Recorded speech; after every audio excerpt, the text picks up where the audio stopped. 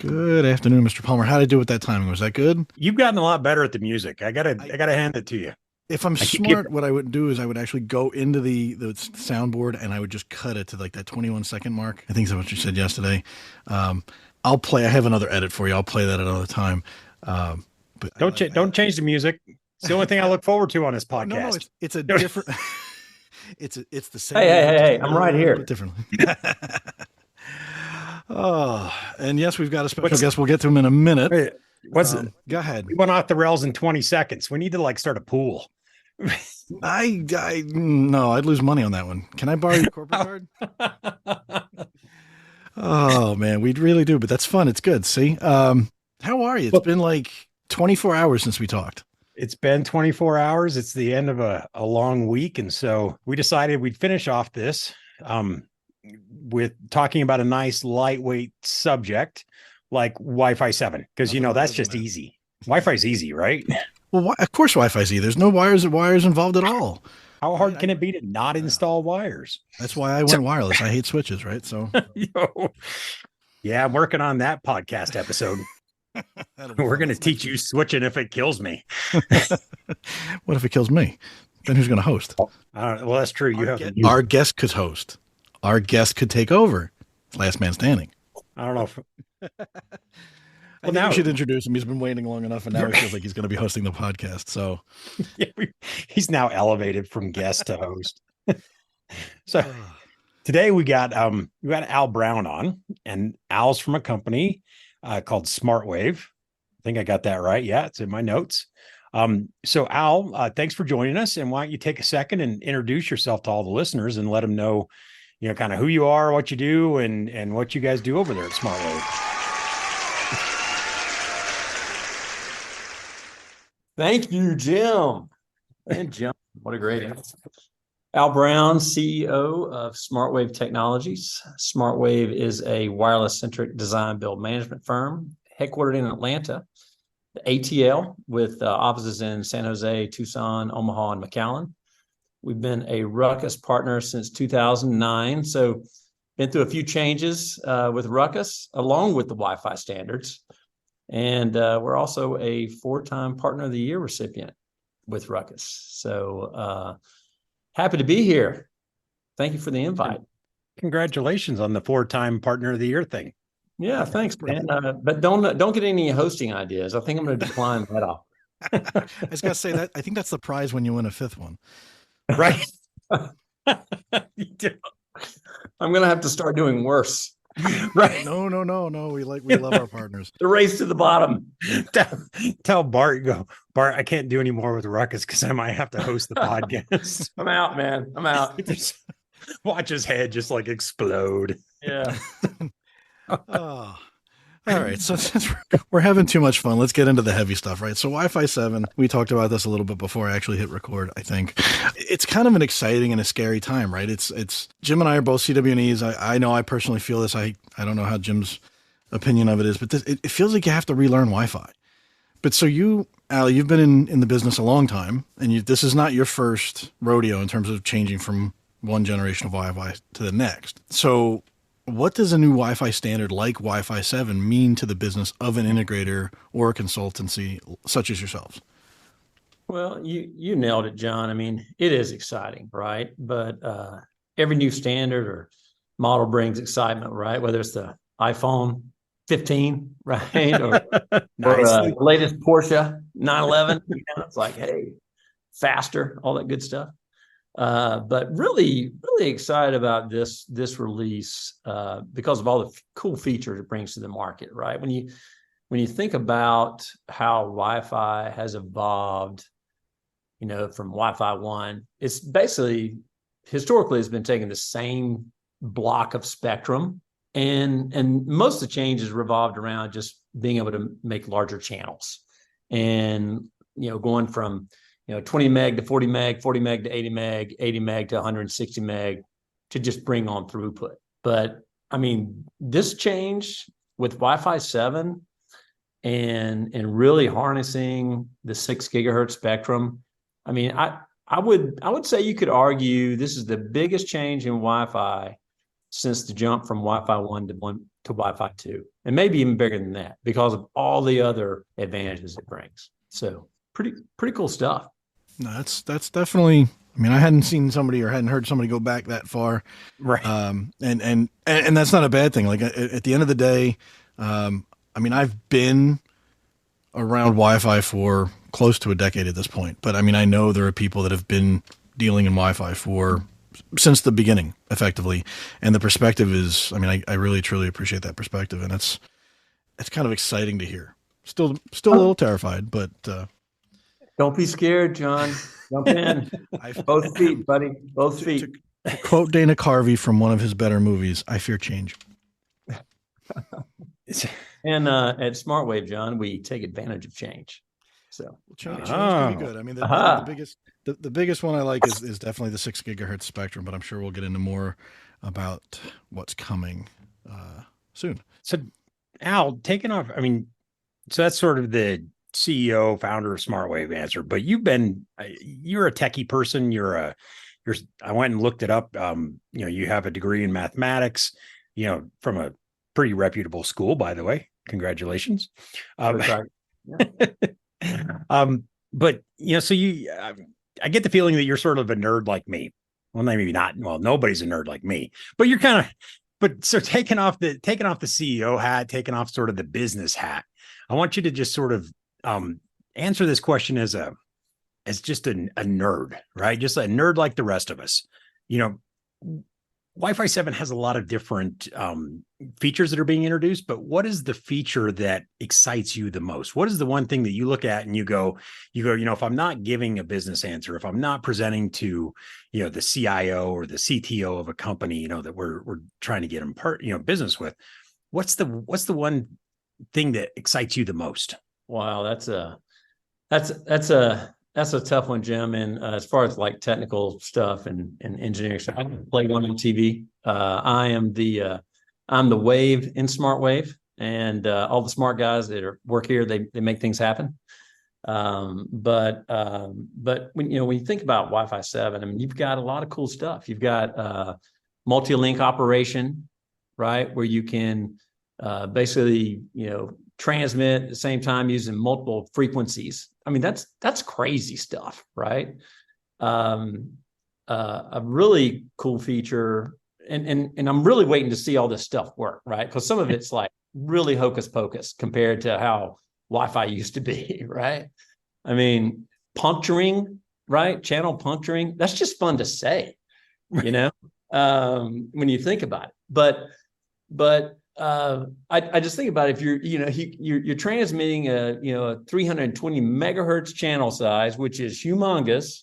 Somebody comes in with a 40 megahertz channel size, and you're not backing off. You're just like, hey man, I'm just going to push on through, and I'm going to take 280 of it, and I'm gonna make it happen. So it's kind of a fearless Wi-Fi, if you will, right? Just head on technology. So that I think those two are really the coolest features that come along with all this additional capacity, I think 6 gigahertz, right? But I mean, it's almost like they with this standard, there's so many cool things that they just knocked out everything. I don't even Wi-Fi 8 is going to be boring. Maybe millimeter wave technology, but it's going to have, it's not even going to compare. All right. So if you ask John will tell you this is my favorite thing to do, is because I asked for one, you gave me two. So I'm going to hold your feet to the fire. I'm not going to let you get away with saying that, MLO and puncture transmission. No, you got to pick one. That's my rule. If I say one, you got to pick the one. So I'm going to hold your feet to the fire and make you pick one out of those two. Okay. I'm going to go with puncturing. I'm going to go with puncturing because, like I said, it's fun to say, and the other thing is there are more and more devices than have ever been in the market, right? I mean, I think Broadcom sold like 3 billion Wi-Fi 6, chips over the last, couple of years or whatever. Right. I mean, that's ridiculous, right? I mean, how many devices? So you're going to have all these devices, more and more devices than ever, transmitting And along with that, you've got this whole move to all this VR stuff that's going to have high capacity requirements. There's just no way you're going to make it happen unless you can just, proceed without the latency and move on. It's like I said, man, it's kind of like almost like headbutting the problems, head on, as opposed to backing down and being polite about it and saying, hey man, you go ahead and you transmit and I'll wait on you. And it's just get in there, get her done, I kind of have to agree with you, because the punctured transmission, the thing that I like about it, I'm saying it doesn't really do for me what it does for you, obviously, but that's okay. What I like about it is the idea that we're able to better utilize the spectrum, because we can't keep going back to the FCC saying, hey, we need, give us another 1200 megabits or megahertz worth of spectrum, at 8 gigahertz or whatever. We can't keep doing that. So I like the idea that we're able to better utilize the spectrum, because like you were saying, if you get a 40 or even a 20 megahertz wide quote unquote interfere on your 320 megahertz wide channel, depending on where that was in the past, it would just dump a massive chunk of spectrum and no one would use it. So I feel like this gives us a better utilization and makes us better stewards of the spectrum by doing this. So I'm really looking forward to that one. So I'm glad you picked that one, because now we can be friends and agree on that. Well, thanks, Jim. I mean, you're a real smart guy, and makes me feel better about myself. You're the first one that's ever said that, but now I'm wishing I had some like warm and fuzzy music to play. It's hard for me. I'm just, to add my 2 cents, I can't pick one yet, because I think Al kind of touched on it, right? It's a lot of, I don't want to say it's hype now. I don't want to say it's vaporware or anything like that, but I haven't put a whole lot of focus on it yet, because I need to be able to touch it. I need the devices that can run it. I need to be able to actually see it in action. And honestly, for me, I think that's one of the exciting things about this generation of Wi-Fi, because, and it sounds crazy to think about it, but 6 and 6E came out and they were kind of during the pandemic. I mean, I literally refreshed a whole bunch of buildings at my prior job to Wi-Fi 6, and then we all went home. Hardly got used. And some of the problems with what those waves brought us depended, on people being in the building, And so now we're seeing people return to the offices a lot more now in 2023 and beyond, as opposed to the last couple of years. And now with Wi-Fi 7 coming out, we're going to have guinea pigs again. So it's kind of it's good timing, I think, plus knowing the adoption. I think a lot of people have been waiting for 7. So it's kind of, the next few months are going to be exciting. But so to pivot a little bit, since we did spend a little bit of time on this, how about a time crunch here? If you had 30 seconds, give or take, to do an elevator pitch to one of your target audiences, CIO, CTO type person, you're trying to sell them on an upgrade, specifically about Wi-Fi 7, what would you bring up? What would you try to convey to them about this one? Why is it worth the upgrade in your mind? Well, I mean, for our clients at SmartWAVE, we take a pretty consultative approach. I mean, we're actually not like a lot of partners. We're not good at box pushing, right? It is more about trying to be good stewards of the client's money and helping them, make the right decisions. You kind of got to know where they're at in their Wi-Fi journey, right? I mean, are they still on Wi-Fi 5? Are they Wi-Fi 6? Are they Wi-Fi 6E? Where are they? What are their application needs? Budget. I mean, we do a lot of work in cities, and, funding this year is going to be tough, right? Because they're typically like a year behind the commercial market, right? Because of tax revenue and all that good stuff. But I mean, really, I would probably a couple of things. One, if the clients are on Wi-Fi 5, first thing I tell them, I'd say, hey, congrats, you made it, right? Thank you for your patience, because you are about to experience a Wi-Fi revolution. I mean, you were about to go from Kia to Porsche. I mean, it's a big jump. It's a really big jump. And no offense to Kia. Kia's awesome, right? So they've come a long way, but you're a man after my own It's not a Porsche. But so, and you kind of played into this, right? You mentioned like Wi-Fi 5 to Wi-Fi 7, and I sort of segued and I didn't even read the rest of my script, but a lot of people have waited for they've skipped 6E. Some of them have even skipped 6, depending on, like you said, funding cycles and whatnot. So now Wi-Fi 7 is here, but I've made it this long. Should I wait for Wi-Fi 8? I mean, what would be your recommendation there? Well, I mean, if you've got Wi-Fi 6 and you're operating effectively, I would say, unless it comes down to that depends, right? Our a couple of our customers in San Jose Airport, for example, right? We did an upgrade to Wi-Fi 6 with them, and completed that upgrade like last November, December timeframe, right? Last November. San Jose Airport awarded fastest airport Wi-Fi in the United States, right? Can you give me the applause background noise? Yeah. Thank you. I was going to say San Jose is going to make our general manager. I always get his title wrong. Sorry, Bart. Because that's, I think, his home airport. Yes, yeah, it is, and the airport Wi-Fi experience there is fantastic, right? But when I look at San Jose Airport and just the increase of potential of 45 times capacity, right? I mean, that's nuts, right? That's crazy. Along with increased quality of service because you got lower latency, and to stay on top, you got to get in the game. So for someone like that, where business depends on it, I am going to start encouraging the planning for Wi-Fi 7. Now, cities move at the speed of light, as you all know. They move so fast with all the decisions and all that good stuff. I'm just kidding, obviously.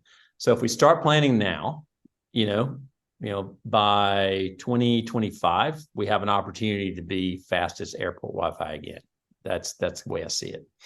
Also, the convention center, the San Jose Convention Center, we manage all the IT events in there. And man, you want to make Wi-Fi break, which historically you could put a bunch of TwitchCon conferencers in a large exhibit hall, like 10,000 of them in a large exhibit halls with no walls to block RF.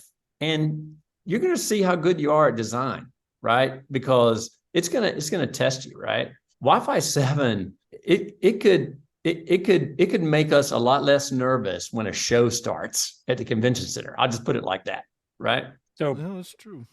Al, maybe Al, maybe one day when San Jose gets the fastest airport 2 years in a row, then you can tie me. Oh boy! Congratulations. Jim's having visions of his former life. I am in my former life. I ran the Wi-Fi at Denver International Airport. Oh, nice! Yeah, fantastic. So, 2017 and 2018. Wow. Ookla ranked me fastest 2 years in a row.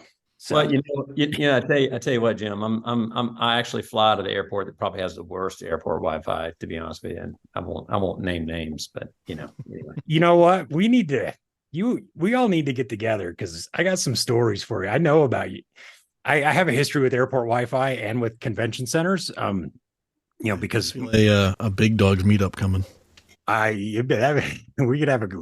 We'd have a really good time because one of the reasons why I even joined RUCKUS, you're talking about the convention center. One of the reasons why I even joined is because I went to Las Vegas and I helped my previous boss do Black Hat, Mo Williams. And I saw the way that she was putting out the RUCKUS network. And unlike a normal convention center where you get to mount it wherever you want, we just got to mount it wherever they had a jack in the floor. And I told her point blank, I said, this will never work. I said, this network, it will never, ever, ever function because you can't mount APs like that. And sure enough, everybody loved the network. And I was like, how did you do that? And she's like, well, I use RUCKUS. And I was like, So Airports and convention centers. I have a little history with. So that's fun. Yeah. Well, I tell you what, the product does make a difference with antenna technology. There's no doubt about it. I mean, and BeamFlex. I'm telling you, the experiences have been fantastic at both of those venues. It's tough. You think about it, if you're waiting on a plane, it's not so much getting off the plane because people just like check their email and they, hit their Uber app and they're off to the races. But when they're waiting on a plane, I mean, I sit in that airport a lot. I fly out there a lot, right? And there are people streaming movies, all kinds of stuff, and you don't hear any complaining or whining. I tell you, you hear a lot of that at the airport I fly out of to get to California. There's no. Well, airport. I've always said airports are really interesting though, because you were talking about there's not really that thing of when they get off the plane, and yet if you think about it, you have a plane load of people sitting there, and they're all trying to get their content, like you were saying, and then you have the people to get off the plane, but those people, if they've connected before and their device remembers, then they connect as well. So you have this really small window as people are streaming out of the gate, off the jetway, out into the and you walk past all the people waiting to get on your plane. And so you have this brief, moment in time where you have this almost like a plane and a half load of people connected to one AP. And so it's really an interesting scenario. And a lot of people, don't think about that, because then when the banks leave and there's like nobody sitting there, you can walk down there an hour and a half later and the whole place is empty. And so you get these crazy peaks and valleys. And so it's one of the things I liked about airport Wi-Fi, is just because it was just such an interesting experience, and I got to see and do a whole lot of things. So well, that's a tip my cap to RUCKUS on that one, because those APs can handle 1,000 associations, and you don't want to have 1,000 people on there hammering the network at the time, and that's not going to work, right? Yeah, I was about to put my SE hat and say it can handle it, but we don't recommend it. But they are associated, whether they're doing something or not, right? So they're taking a slot, right? So it's important to be able to do that for sure. Well, that was a nice segue to nowhere. There you have it. I can recover that one though. That's very good. Right? Okay, so we had one question kind of teed up, and I think we sort of covered that already. But as a leader at SmartWAVE, as somebody who's got their finger on the pulse of the industry, if you will, and you're aware of what your customers have been looking for and asking for, I'm kind of curious, without naming names or getting too into the NDAs that we won't sign because our lawyers don't talk to us anymore. What would be, if you have an idea of what segments you're dealing with that are actually or have been asking for Wi-Fi 7 the most, whether they've been putting 6 and 6E on pause or they're just really excited about it? Are you noticing any trends, or is it kind of just across the board, or how does that look for you? Well, I mean, those that I think are going to benefit out of the gate the most, if that's kind of where you get into, are high density public venues, obviously, any kind of high density environment. I think the learning environment, education, K through 12, higher ed, you jam in higher ed, right? You could have 150 people in a classroom, and everyone's streaming, wanting to participate, collaborate real time. It's going to add a tremendous amount of value there. I mentioned, convention centers like, the San Jose Convention Center.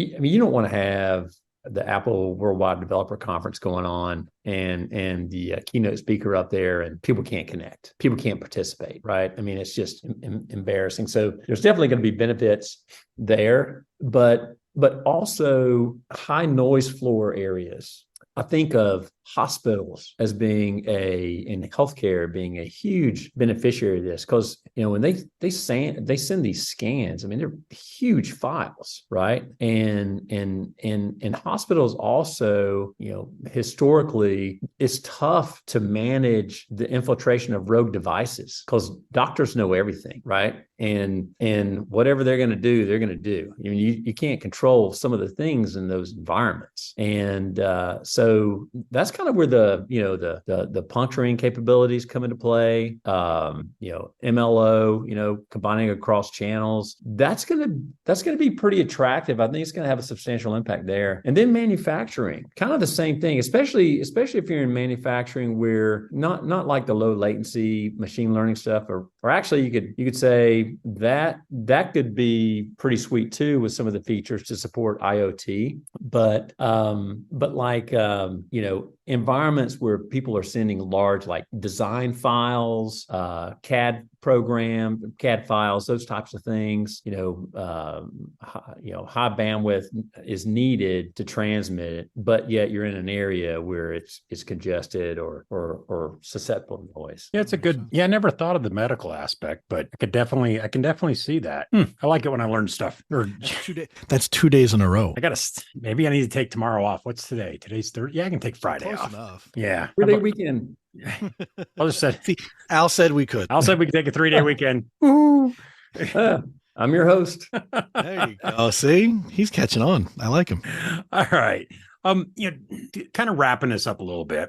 If there's one thing that you'd want people that's listening to this, that you want to impress upon them, or the one thing that they would remember from our conversation today, what's that one thing you'd want them to take away? Whether, we'll stick with Wi-Fi stuff and not, whether or not you're co-hosting and which airport's fastest. We'll skip that stuff and just go with the actual Wi-Fi stuff. What's the one thing that you'd want to say anything to the listeners? What would that be? Well, think about your environment, right? And think about if you are having some challenges with whatever you're working with, right? Whether it's Wi-Fi 5 or Wi-Fi 6 or whatever. I mean, this is, again, arguably the largest change in the Wi-Fi standard to date. And even if you have a Wi-Fi 6 network and you have problems with or challenges with interference, just throwing in that Wi-Fi 7 access point with its full feature set, you can overcome some of those challenges just out of the gate, right? Not have to look at channel planning. I mean, some of those features are gonna make it hocus pocus type of work, right? So and if you've, like I said earlier, if you're on a Wi-Fi network, let's go. It's time. Get up, join the party, because Wi-Fi 7 is it, man. Lucky 7, got to go with it. More spectrum, 4 to 5 times the data. Eat it up. Lower latency, greater flexibility with channel planning. Man, let's go. Catch the wave. Let's do it. Sorry. It was like all of a sudden somebody turned on the marketing man. It was just like, wham, here comes. I'm your CEO. But it's like, it's exciting, and he's not wrong. I mean, it is a cool time. It is. I'm still a little terrified, but if you are a Wi-Fi guy or girl, I mean, or if you're a Wi-Fi person, it is awesome. It is fantastic. I mean, the fact that we've got new spectrum to deal with, even though it's obviously coming with some not restrictions, but some rules. I don't hate the rules at the end of the day, because we've gone through 6 iterations of this so far. We've proven as a Wi-Fi community that if you give us spectrum without rules, we will make it dirty. So I think when we talked to Bart it was about a month and a half ago at this point, one of the points he made that I think it's almost getting overlooked is the fact that in order to be Wi-Fi 7, you have to support all of this good stuff. Whereas before it was like vendor 1 did this, vendor 2 did that. So I had a phone that did really well on one thing, and then I had a different phone that didn't do well on that at all, because different vendors deployed different things differently. Now it's like, this is it. You want to work on this. You want it to keep it nice. This is why we can have nice things now. So I think, all right, I'm getting more excited now. It's a good point, John. I mean, they bundled a lot of stuff in this release. I mean, crazy stuff, right? I mean, they bundled a lot in there. So it is exciting. I really am looking forward. I mean, and you mentioned it too at the beginning, and Jim and I haven't talked about this on the episodes yet, but like the iPhone finally has Wi-Fi 6E in it, or at least one version of it, which is kind of funny to me that they're announcing that, and it's coming. And we're weeks away from Wi-Fi 7 becoming a formally announced, and we all know it's coming. Some of the manufacturers have already announced devices. I don't think we're going to see Apple do Wi-Fi 7 next year, but who knows? They took their sweet time to do 6E. There's always going to be something new and different, but yeah, it's still an exciting time. I can't wait to get some handsets and some APs and start to really, play. I know Jim is going to his inner geek. He wants to do the PCAPs. I know he does. He wants to be in the lab. He wants to get dirty. So that's next week. It's true. It's true. You'll be enjoying beautiful sunny California. Well, I know our guys want to do that too, Jim. So they want to. When we get a new release, the guys like to get the AP and just try to break it, right? I mean, everything we can. We try to break it. We want to know what it is and what it isn't, so we can set the right expectations to the customer and say, hey, you drank the Kool-Aid this time. Sorry, it doesn't really do it. But try to keep it honest. And for the record, I lost the bet because my bet was that Apple wasn't going to put 6 gigahertz in this iPhone and they were going to wait and do it next year. So I would have bet that they put 6 gigahertz in everything else except for the phone. Come on. Yeah. Let's put it this way. We knew people that said that they were shocked that they didn't put it in last year. See, but I was on the prepared for it last year. Okay, well, we can go for another 20 minutes, but I would have taken that bet on you. I would have. Sorry. Not that I want to take money from my co-host, but see, you weren't paying attention to me then. I see how I rate. With that, Al, how can people get a hold of you and SmartWAVE if they want to learn more about what you guys are doing? What's the best way for listeners to get a hold of you? info@smartwave.us. I feel like that's going to go in the show notes. Got a website that they might be able to? Yes. www.smartwave.us. All right. We'd love to help out your audience any way we can, Jim. So to kind of drive that home, so you mentioned you've got offices in a number of cities across the country. Are there particular markets you primarily play in, or do your folks get on planes and travel anywhere the business is? We are wireless gypsies. We're all over the place. I mean, it's we travel a lot. We have projects across the U.S. in different places. Doing a lot of stuff in Southern California, but we don't have an office down there. Probably open one up there in the next year.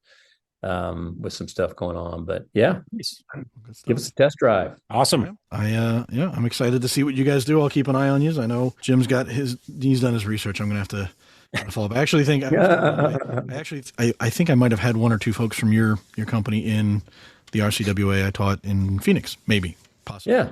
Pretty sure I saw the name flying around. So, but looking forward to running into you at a future, whether it's WLPC, Big Dogs, whatever's coming down the pike. Jim and you are going to have to talk about airport and conference Wi-Fi. So I might just have to be sitting there in a corner, just hiding the microphone and recording it for a future episode that neither one of you know what we're doing. But on that note, I don't have anything else other than a big hearty thank you, Al. I know I appreciate it. You're a very busy man, and I appreciate the time. Excited to talk about Wi-Fi 7 and really excited to see where it's going to go. Jim, I appreciate the opportunity, and we really do appreciate the partnership in all sincerity. Again, we've overcome a lot of challenges over the years together in serving our customers, and you guys have been great support for it. So really appreciate it. All right. Thanks, Al. All right, guys. Anything else? Thank you. Anything else? No? Good? Good. Wow. Jim's speechless. I love it. On that note, we'll see everybody on the next episode. Thanks, guys.